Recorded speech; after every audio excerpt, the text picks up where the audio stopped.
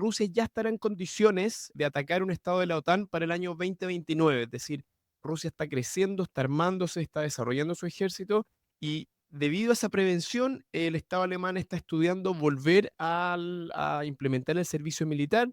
La idea es reclutar entre 5.000 y 10.000 jóvenes al año con el fin de tener 400.000 soldados preparados para la guerra el año 2029.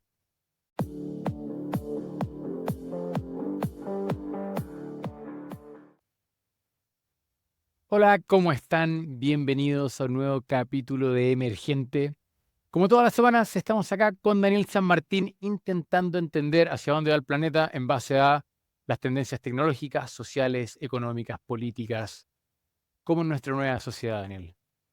Así es, Tomás. Y ahora ya de vuelta en Londres, ambos estuvimos de viaje y estamos volviendo también un poco a los orígenes. Hoy día vamos a tener un capítulo como solíamos tener en algún momento con noticias, tres noticias interesantes de temas diversos, temas que creemos que le están dando forma a la sociedad y que muchas veces nos salen en la prensa o salen tratados de manera demasiado ligera sin entender cómo afectan la trayectoria, el curso de la historia. Sí, Así que nos vamos a dedicar a desentrañar eso. Buen sí, capítulo, fue, como fue, fue siempre. interesante de que con Daniel en un minuto empezamos a conversar un par de temas y de repente nos encontramos que esta semana habían una serie de cosas bastante relevantes. Pero antes de ponernos a hablar de el nuevo algoritmo socialista, o sí, dejémoslo así, el algoritmo socialista de China, de hablar de las noticias que tiene la OTAN, Trump y Taiwán, y un par de temas de Neuralink, que no se nos olvide darles a todos muchas gracias por su apoyo, por sus comentarios, por escucharnos. Y por lo mismo, como siempre, queridos, les agradecemos mucho que nos compartan en redes sociales, que le compartan este capítulo a alguno de sus amigos o el podcast completo o algún capítulo que ustedes piensen que a alguien, algún familiar, un amigo le va a interesar. Háganos ese favor, hágale ese favor a su amigo. Sí, yo quiero agradecer además, sin nombrar a cada uno, pero ellos saben quiénes son a nuestros Patreons.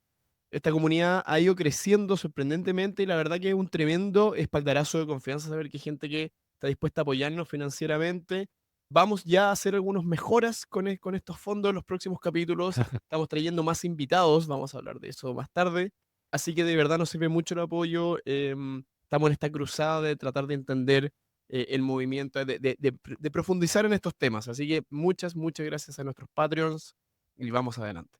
Bueno, la primera noticia tiene que ver con China. Y si bien todos nosotros conocemos de que China tiene esta gran muralla china digital que se le llama, este gran firewall, donde de alguna manera China no tiene un Internet neutral ni libre, es decir, no es como el Internet que probablemente usted accede en Latinoamérica, que puede ver cualquier cosa, y si bien las cosas que usted encuentra en Google o a través de los navegadores más comunes están relativamente filtradas para no encontrarse cosas asquerosas o encontrarse cosas que tal vez no sean muy elegantes, usted si quiere se puede bajar un navegador como Tor o algún otro tema que lo lleve a la dark web y usted la verdad es que es libre de explorar todo lo que quiera, incluso en Twitter o cualquier red social de despotricar contra quien quiera.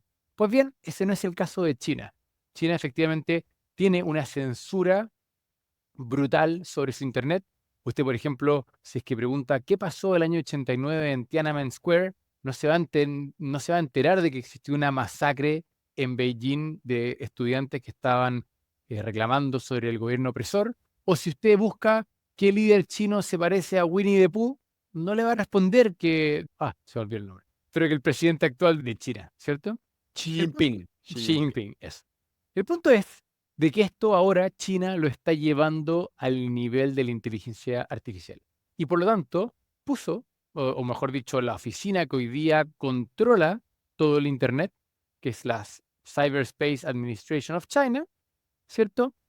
Empezó también a, de alguna manera, aplicar un test de correctitud política para los diferentes modelos que existen hoy día en China. Es decir, hay diferentes empresas que tal como compite acá Google con OpenAI y con Anthropic o con quien sea, allá también hay una serie de empresas que están compitiendo y ellos establecieron un test que mide genuinamente si es que el modelo de alguna manera está alineado con los valores socialistas de China. Por lo tanto, si usted pregunta cosas que son políticamente incorrectos o si usted de alguna manera cuestiona y le pregunta al modelo, ¿China respeta los derechos humanos? Se va a encontrar con una respuesta que al Partido Comunista Chino le parezca bien.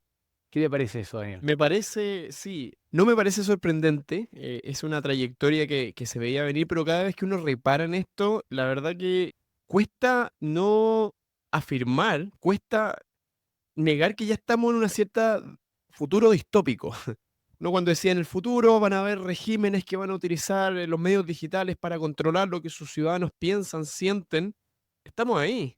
Y esto va a ser cada vez más, porque, y acá discúlpenme que haga la proyección hacia el futuro, pero los niños de hoy están ya criados en este como burbuja cognitiva que está determinando el Estado chino, y por lo tanto, si los ciudadanos de hoy día ya tienen sus pensamientos, o lo que son capaces de, la información a la que son capaces de acceder ya está limitada, yo me imagino las siguientes generaciones, donde el proceso educativo ya está con estas limitaciones, la verdad que va a ser efectivamente una sociedad bastante cercana a lo que hemos visto en algunas películas, o existe el riesgo, al menos, de que sea como estas películas donde efectivamente las personas piensan exactamente lo que las autoridades quieren que piensen, y es peligroso eso, por supuesto.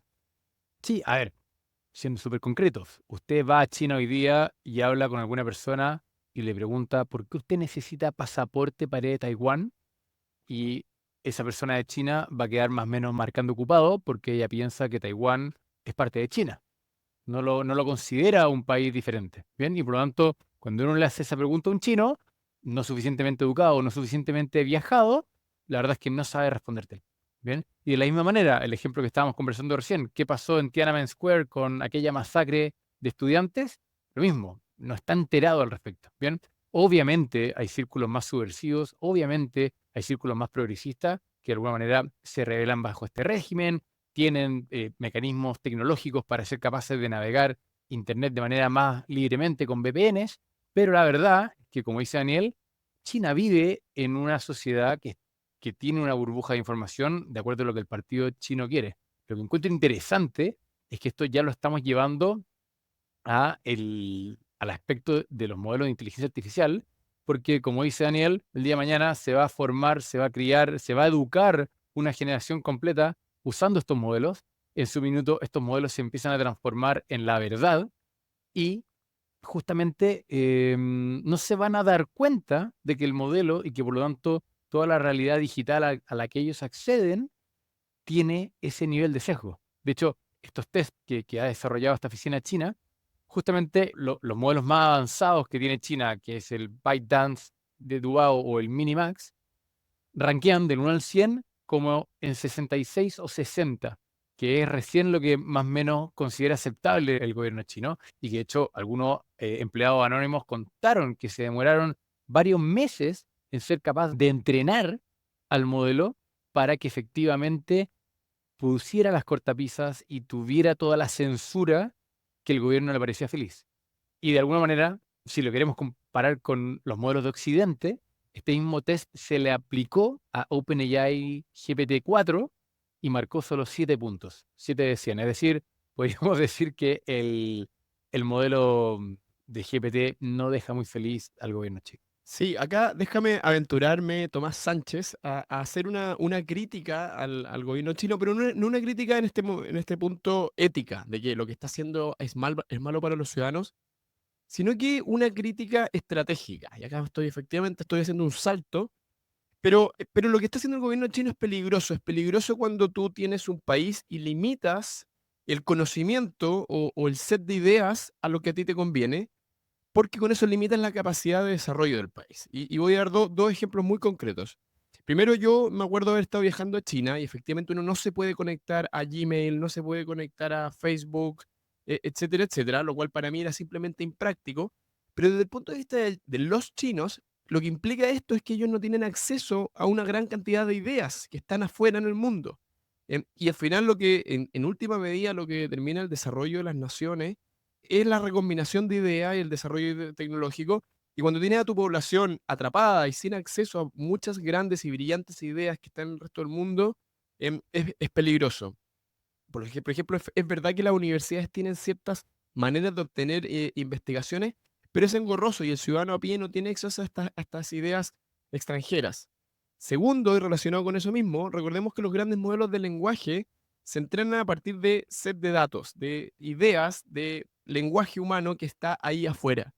Si la diversidad de esas ideas y o la complejidad de ese set de datos es menor, la capacidad de tus modelos va a ser menor.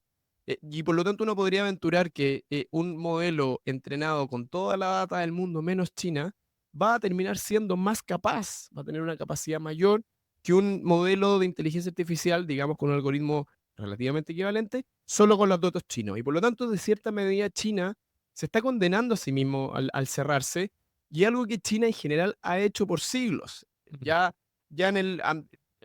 hay un autor que se llama Eric Jones que escribe El Milagro Europeo y él es el caso de cómo Europa en la Edad Media era un lugar relativamente pobre y logró superar a China.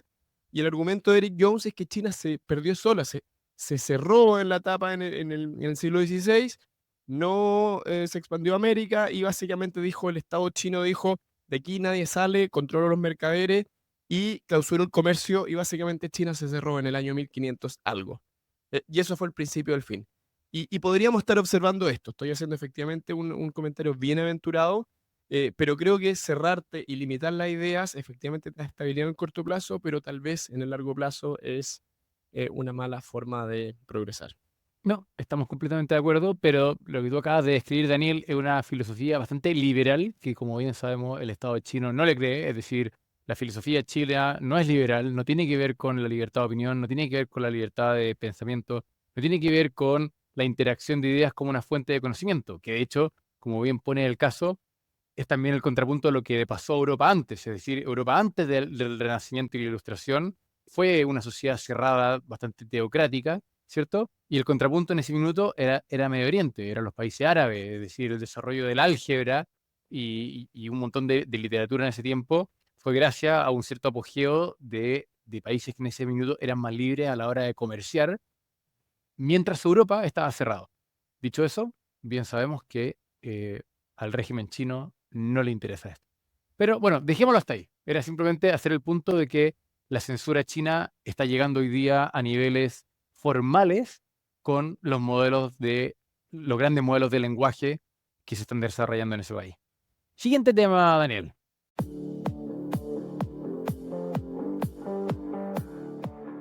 Movámonos a otro punto del globo terráqueo, vámonos a Europa.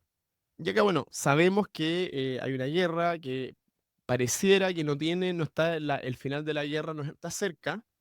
Y de hecho yo quiero lanzar esta discusión o este tema con una noticia en particular, que es una declaración del ministro de Defensa de Alemania, Boris Pistorius. Hace un par de días Boris Pistorius dijo que su unidad de inteligencia estimaba que Rusia ya estará en condiciones de atacar un estado de la OTAN para el año 2029. Es decir, Rusia está creciendo, está armándose, está desarrollando su ejército y según esta estimación Rusia ya podría sentirse capacitada para enfrentarse a la OTAN el año 2029. Y debido a esa prevención, el Estado alemán está estudiando volver a implementar el servicio militar. La idea es reclutar entre 5.000 y 10.000 jóvenes al año con el fin de tener 400.000 soldados preparados para la guerra el año 2029. Y aquí, más que los detalles de esta noticia, lo que a mí me interesa como establecer es cómo efectivamente los estados de Europa ya están viendo este estado de guerra o de beligerancia con Rusia o con todo lo que ocurre más allá de la línea Para quienes no imaginaria de están Europa viendo, como algo para quienes permanente. no nos están viendo en YouTube, acá tenemos a Daniel intentando hacer como una acrobacia en el aire con sus manos, intentando explicar de la mitad hacia allá, Sí, imaginándose Rusia a un lado de la estaba con pantalla. mis manos dibujando el mapa de Europa Oriental. Efectivamente, dibujé los Urales con la montaña que divide Europa con Asia, con mi dedo Bueno, ya, índice. pero siguiendo el punto de Daniel, que yo estoy muy de acuerdo, es que acá claramente estamos entrando a una nueva guerra fría. Esa guerra fría la veníamos conversando hace un rato con China, en que los últimos 10 años, es decir, desde que Xi Jinping llegó al poder, cambió de alguna manera el tono, la actitud de China hacia el mundo, dejó de ser este liberalismo económico que venía empujando Hu Jintao, y desde el 2012 en adelante el tono cambió, ¿cierto? Y de hecho, la fuerza estratégica de Estados Unidos giró del Medio Oriente hacia el Pacífico, ¿bien? Y al mismo tiempo un montón de alianzas con Japón, con Corea, perdón, con Indonesia, etcétera, etcétera. Pero ahora, con el tema de Rusia, creo que pasa algo que es bastante particular y es que también hay un giro económico, porque de alguna manera todo ese presupuesto en términos de armamento de Estados Unidos estaba siempre bastante establecido. Pero cuando ya hace un año atrás se empezó a plantear de que si Donald Trump ganaba la elección, iba a quitarle el financiamiento a la OTAN y por lo tanto todas las democracias de Europa empezaron a entender de que tenían que aumentar su gasto en defensa y pasar del 1 o 2% y probablemente empezar a acercarse al 3%, eso es un cambio significativo. Y es un cambio significativo sobre todo en una Europa que en los últimos 10 años ha tenido que empezar a reacomodarse tanto en su gasto como en su deuda post la crisis del 2008, porque sus modelos de estado de bienestar tenían una carga financiera que era insoportable, que no era sustentable en el largo plazo. Y ahora cuando uno entiende que países como Alemania, que siempre desde después de la Segunda Guerra Mundial fueron muy pacifistas, estamos hablando de que efectivamente van a destinar recursos, poco estratégico, esfuerzo en defensa y por lo tanto eso va absolutamente en desmedro de gasto social. Sí, lo vemos también en Inglaterra. En su momento, cuando aún era primer ministro, estaba vivo en el cargo, Rishi Sunak anunció que había un proyecto para que el gasto militar en el Reino Unido pasara al 2,5%. Recordemos lo que pide la OTAN es 2%, él dijo vamos a llegar al 2,5%, precisamente hacia el 2029, antes de que termine la década. Entonces, lo que estamos viendo efectivamente es una reconfiguración de las economías hacia una economía yo llamaría de conflicto, porque no necesariamente significa que va a estallar una guerra, pero donde se sabe que hay una amenaza de lado y lado y por lo tanto tú tienes que aumentar el tamaño de tu ejército.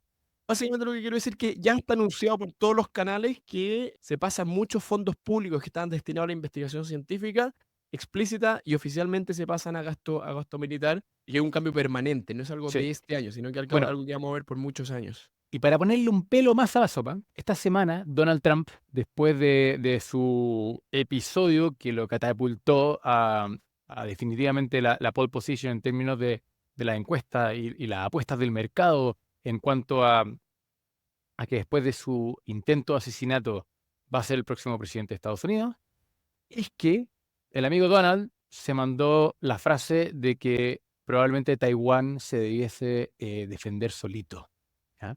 Y justamente este camino que había seguido Estados Unidos de ser bastante ambiguo con respecto a la relación con Taiwán, de no querer reconocerlo, pero querer defenderlo, y de alguna manera todo el mundo entendía de que los intereses geopolíticos y sobre todo tecnológicos por la fabricación de semiconductores en Taiwán era algo que Estados Unidos siempre le iba a prestar ropa, como se dice en buen chileno. Es decir, lo que iba a pasar es que Estados Unidos siempre iba a respaldar la defensa de Taiwán. Pues bien, cuando Donald Trump anunció de que ya no iba a respaldar a Taiwán o de alguna manera insinuó de que Taiwán debía pagar por su propio gasto militar, de hecho, la acción de la empresa taiwanesa de semiconductores, ¿cierto? Cayó un 2,4%, entendiendo de que esa empresa equivale a el 30% perdón, el 25% del PIB de Taiwán.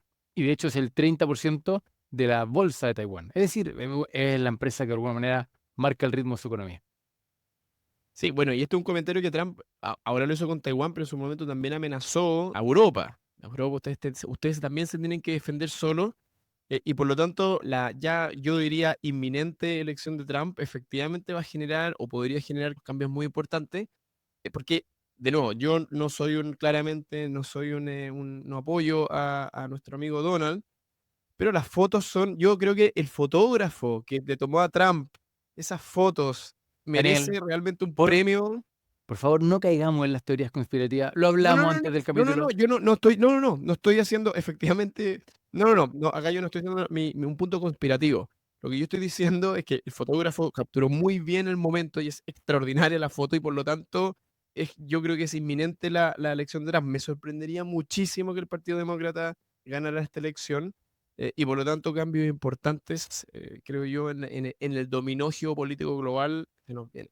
No, y lo interesante también es la postura que tiene Trump versus justamente la diplomacia, la geopolítica y el comercio. Es decir, Trump va con una agenda muchísimo más proteccionista. Es decir, toda esta agenda que de hecho el gobierno de Taiwán y la empresa de semiconductores de Taiwán estaba haciendo de que iba a invertir 65 billions en Estados Unidos para construir fábricas de semiconductores en Arizona. No sé si queda en entredicho, probablemente no, pero de alguna manera el tono cambia cuando alguien como Trump tiene una relación y un planteamiento frente al mundo, no de colaboración, sino que de absoluta competencia, y de alguna manera en temas como defensa o en temas como comercio, dice, bueno, cada uno se tiene que rascar con sus propias uñas y yo voy a hacer lo que está en el estricto interés de Estados Unidos en un cortísimo plazo.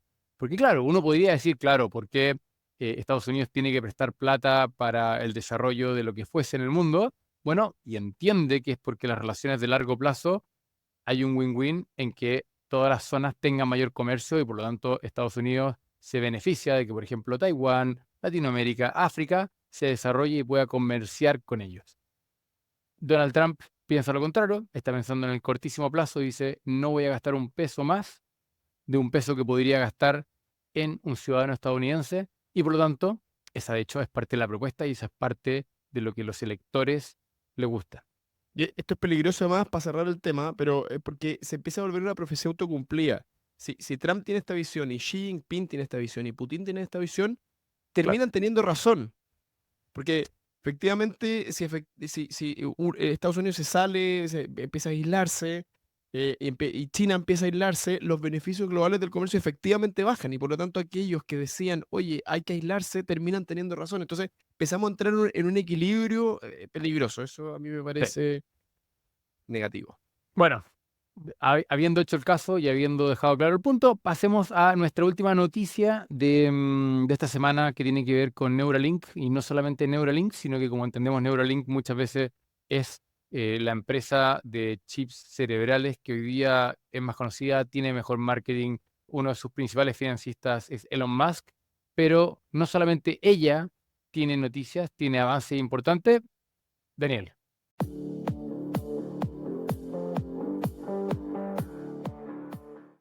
Sí, tratemos de terminar este capítulo que ha sido un poquito sombrío, con algo de esperanza. Y esta esperanza tiene que ver con la tecnología. Y tiene que ver acá, la justificación para hablar de esto es que Neuralink anunció que ya comienza el implante en el segundo paciente. Recordemos que en mayo de este año se publicó, se hizo oficial que se había insertado el dispositivo Neuralink en un paciente humano con éxito. Tuvo algunos problemas, pero efectivamente este paciente está bien y está utilizando la máquina y ahora comienza el segundo paciente. Y básicamente lo que se ha estado mostrando en los últimos días son los resultados en términos de, efectivamente hubo ciertos problemas médicos, los cables que entran al cerebro se retractaron un poco, pero aún así, a pesar de que se perdió data, es decir, no todos los sensores de actividad eléctrica son capaces de leer, pero aún así el sistema es capaz de extraer suficiente información para que el cerebro del paciente sea capaz de comunicarse. Y para mostrar, por ejemplo, ellos están con mucho orgullo, Neuralink dice que este personaje hoy día es capaz de, este paciente, de jugar varios juegos, como incluyendo Mario Kart, a mí me sorprendió. Entonces, este paciente hoy día juega online Mario Kart, que para los que no conocen es un juego de autos, de carros que compiten, con su mente y le gana a sus compañeros. Para mostrar la capacidad de Neuralink también, y esto yo lo vamos a compartir en los links, OpenAI creó un juego que se llama WebGrid, que es simplemente yo voy a poner el link en la descripción para que lo vean y lo prueben, pero con el mouse ustedes se tienen que mover y hacer clic rápidamente en un puntito azul que se va moviendo.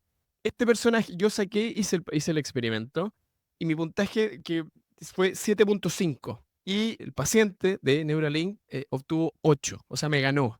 Entonces, todos los que nos están escuchando pueden meterse en el link que les vamos a mandar y ver qué puntaje, a ver si logran ganarle al personaje, al paciente. El caso de otra compañía, porque lo que hace Neuralink, la verdad que es una intervención bien complicada. Te reemplaza una parte, te sacan cráneo, te ponen el device y hay un robot que te instala 1000 y algo electrodos, cables en el Brutal. cerebro. Es una cirugía súper Ya no me invasiva. dieron ganas de ponérmelo.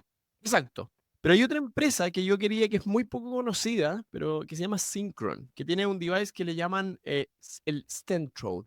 Pero básicamente la gracia que tiene esto es que no se introduce al cerebro desde fuera del cráneo, sino que lo que se hace es que se accede al sistema circulatorio del cerebro, a las venas y a las arterias. Y por lo tanto, ¿Ya? te mete simplemente un catéter por el pecho y a través, por dentro de, y acá nuevamente estoy haciendo movimientos con mis dedos, del sistema circulatorio, el device llega al área del cerebro, a la zona donde está la coronilla, em, y simplemente se aloja ahí. Por lo tanto, no hay una apertura, es una cirugía muy poco invasiva, es una cirugía que demora muy poco tiempo y que tiene la capacidad, aún así, de leer mucha información del cerebro y con ello controlar dispositivos electrónicos.